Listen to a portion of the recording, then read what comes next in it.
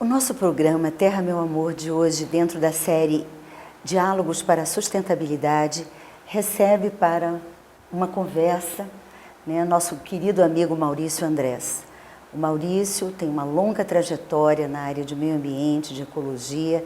Ele é arquiteto, autor de vários livros, um dos fundadores da Universidade Holística Internacional da Paz, e uma pessoa que tem uma trajetória, já foi membro do Conselho Nacional do Meio Ambiente, já foi secretário do Meio Ambiente de Minas Gerais. Então, é uma pessoa que certamente vai trazer uma grande contribuição nessas reflexões que a gente está promovendo sobre essa temática que é a sustentabilidade. Eu vou começar, assim, te fazendo uma pergunta que eu acho que é a pergunta que todos nós nos fazemos a cada dia, quando olhamos essas questões que inquietam o coração humano em relação à situação da natureza, do meio ambiente e dos recursos naturais. Quais são os caminhos possíveis para a sustentabilidade, para um novo desenho humano sobre a Terra? A gente está num momento da história da Terra bem assim especial, né? No fim de uma era, né? A era cenozoica, né? Onde predominaram os mamíferos, e o início, talvez, de uma era com características diferentes, né? Hoje já se fala nesses períodos geológicos, né, da história, que nós estamos entrando no período antropoceno, né? Um período em que o antropos, né, o ser humano, tem uma força de atuação e de impacto sobre a Terra muito grande, né?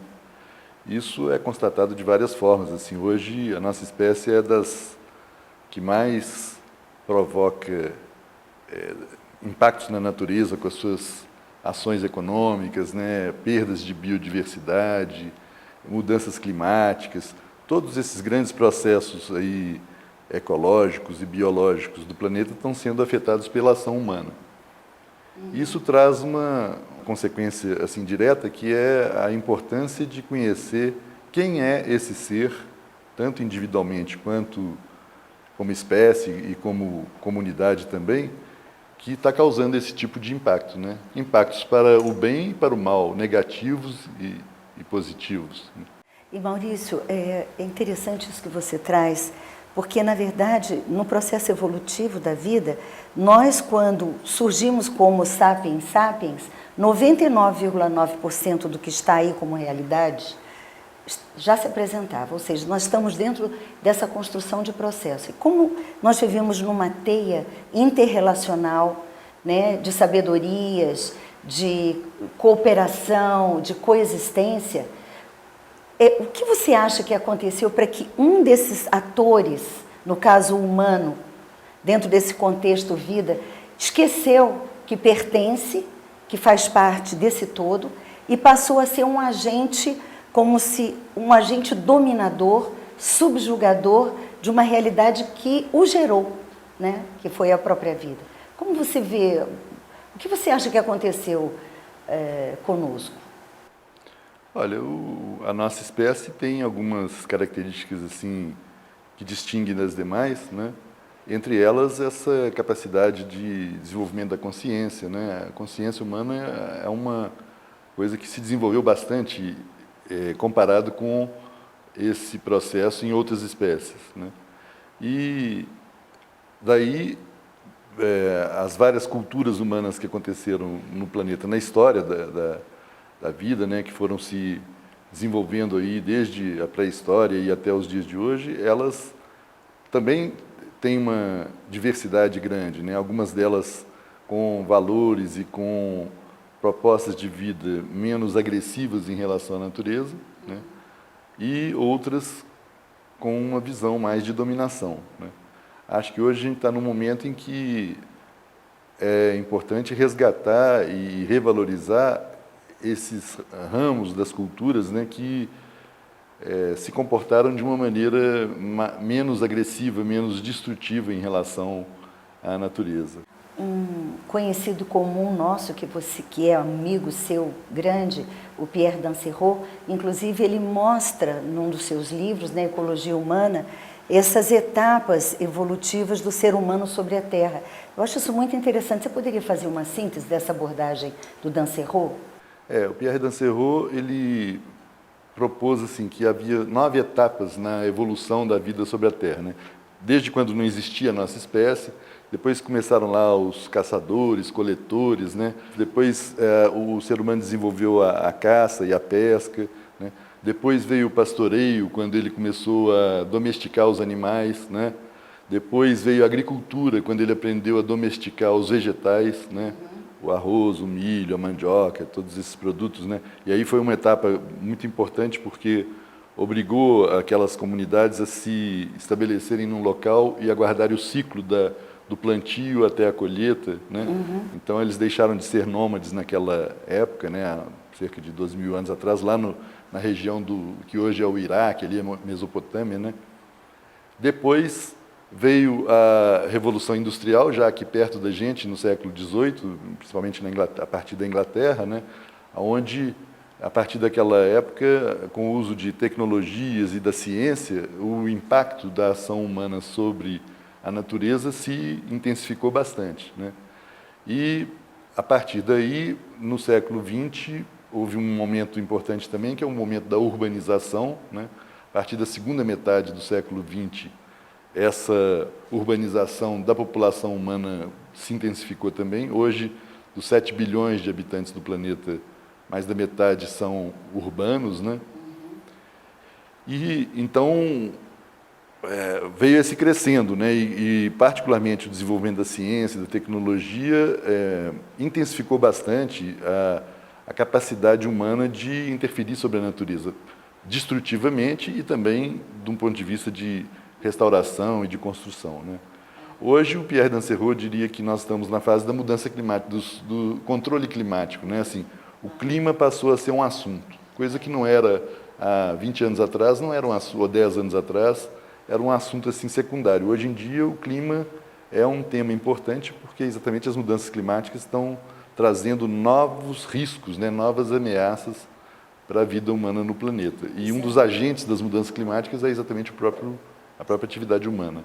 E isso é uma coisa também importante de pontuar, que você trouxe agora, essa fase da urbanização, que nesse momento se acentua e que nos estudos e pesquisas é indicado de que as cidades, os nossos núcleos urbanos, são os maiores focos poluidores hoje do planeta. A tendência, segundo pesquisas também, é que até 2025, 85% da humanidade esteja em cidades. Parece que no Brasil já 80% da população brasileira é de cidades. Então, então a gente poderia dizer que as cidades são o ecossistema humano, são a forma através do qual o ser humano se organiza espacialmente. Agora, Maurício, você também é arquiteto. Como você vê assim, os desafios hoje nesse nosso ecossistema humano? Será que é possível a gente se harmonizar, redesenhar uma perspectiva de harmonia entre a humanidade e o seu habitat? Mas sobre isso nós vamos falar no próximo bloco. Até já.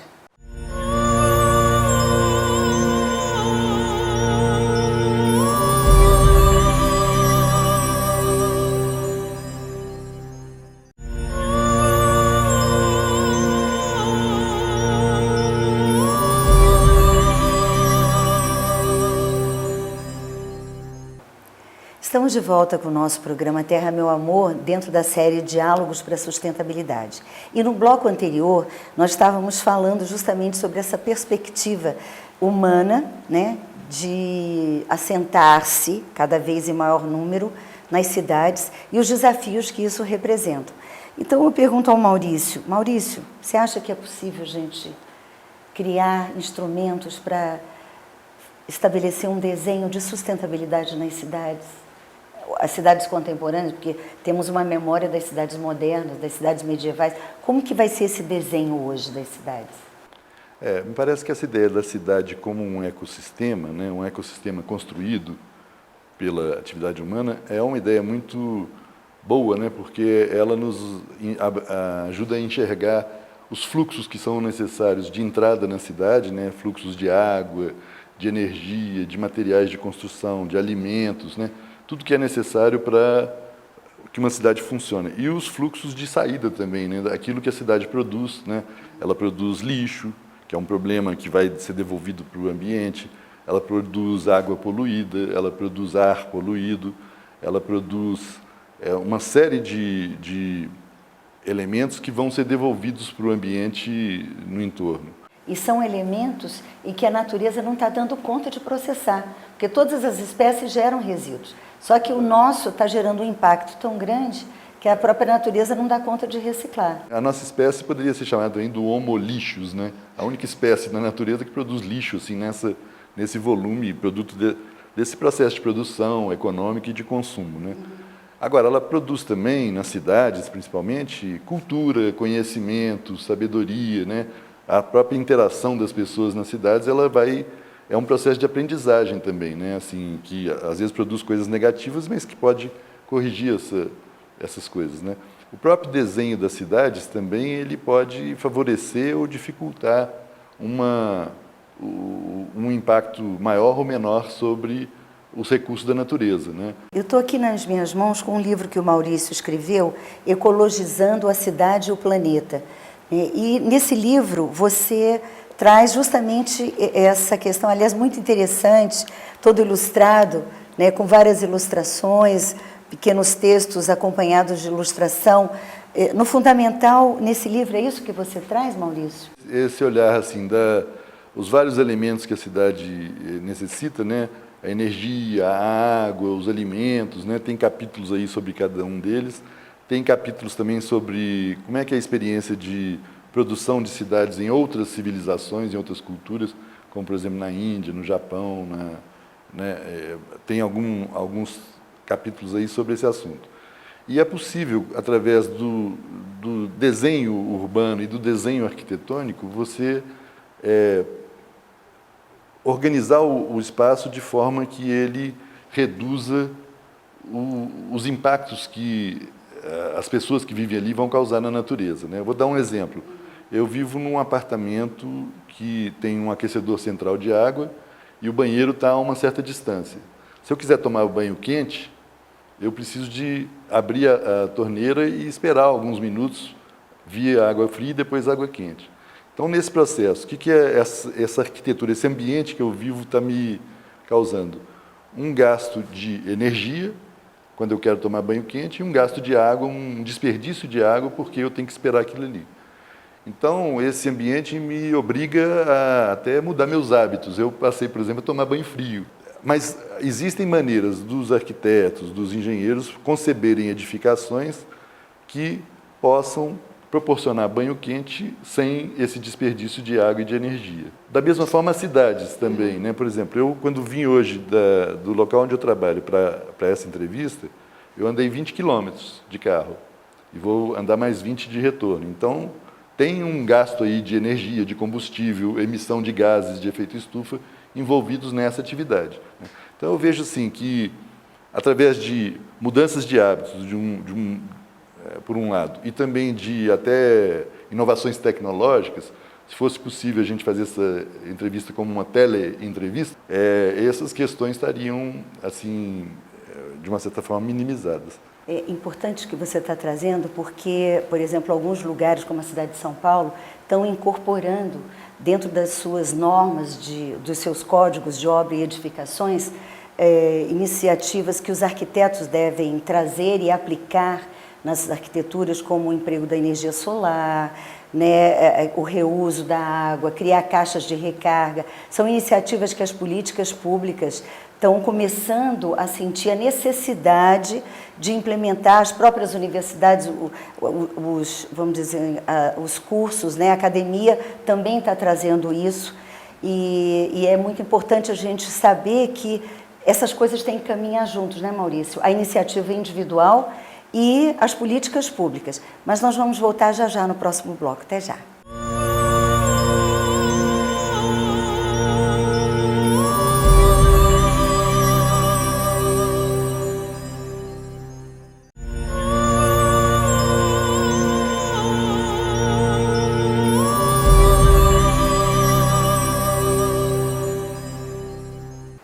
Estamos de volta com o programa Terra, Meu Amor, dentro da série Diálogos para a Sustentabilidade, trazendo reflexões sobre essa temática tão importante que é a sustentabilidade, né? E nós estávamos falando justamente sobre essa necessidade de haver uma convergência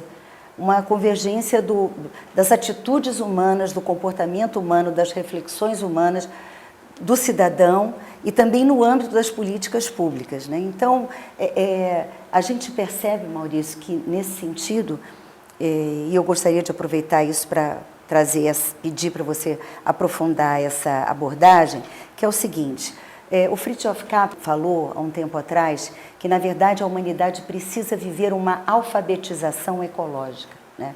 E você escreveu um livro que eu achei muito interessante, chama Ecologizar, né? Pensando o ambiente humano.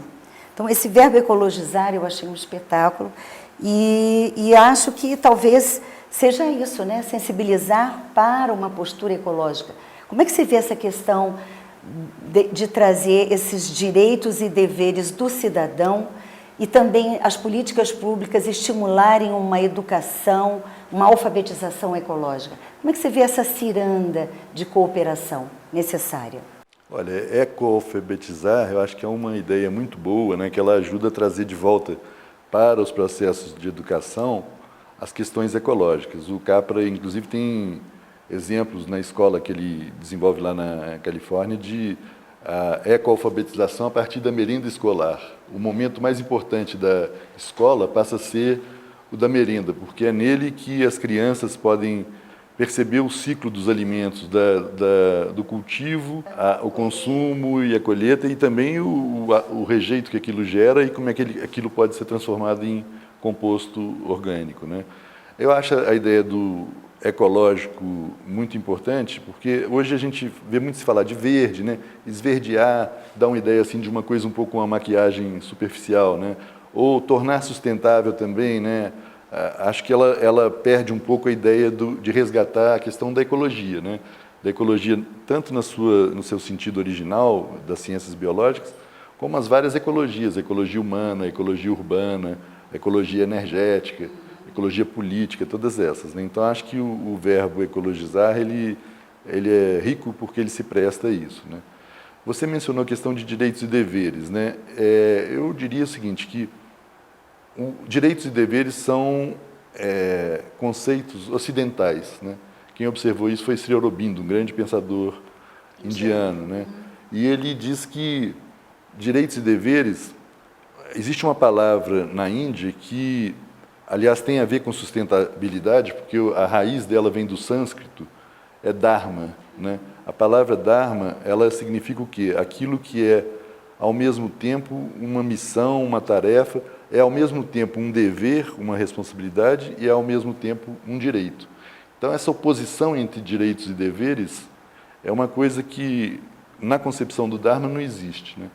É como se fosse a fita de Möbius, né? Eu trouxe aqui uma fita de Möbius que é um objeto que, se você percorre ele assim continuamente, um lado você verifica que é o mesmo que o outro lado, né? Então, da mesma forma, direitos e deveres são faces de uma mesma unidade, que é o Dharma. Só para os nossos telespectadores compreenderem, explica um pouquinho melhor sobre a fita de Möbius e a sua construção, a sua conceituação. A fita de Möbius, se você pegar uma fita de papel, por exemplo, e virar ela assim do lado e fizer como esse formato aqui, se você começa a passar um risco de um lápis aqui assim, num lado da fita, se você fizer um risco contínuo, ele chega ao local de origem, né? Passando pelos dois lados da fita, né? Então, a ideia é essa, não existe essa dualidade, é tudo uma unidade, né? E isso se aplica a vários temas, né? Inclusive a esse tema dos direitos e deveres. Eu acho que nós precisamos de caminhar, talvez, para além da democracia dos direitos, que é essa democracia ocidental que se valoriza na política, para uma política mais dharmacrática, né? Vamos dizer assim, que a responsabilidade, o dever e o direito sejam parte de um todo mais integrado, né? Exatamente, porque quando a gente fala direitos, a gente pensa nos direitos dentro desse olhar antropocêntrico que você falou no início, né? Por exemplo, o direito à vida. Então, todos os seres da criação têm direito à vida, as plantas têm direito a viver com dignidade, todos os animais, as águas têm direito a não serem poluídas.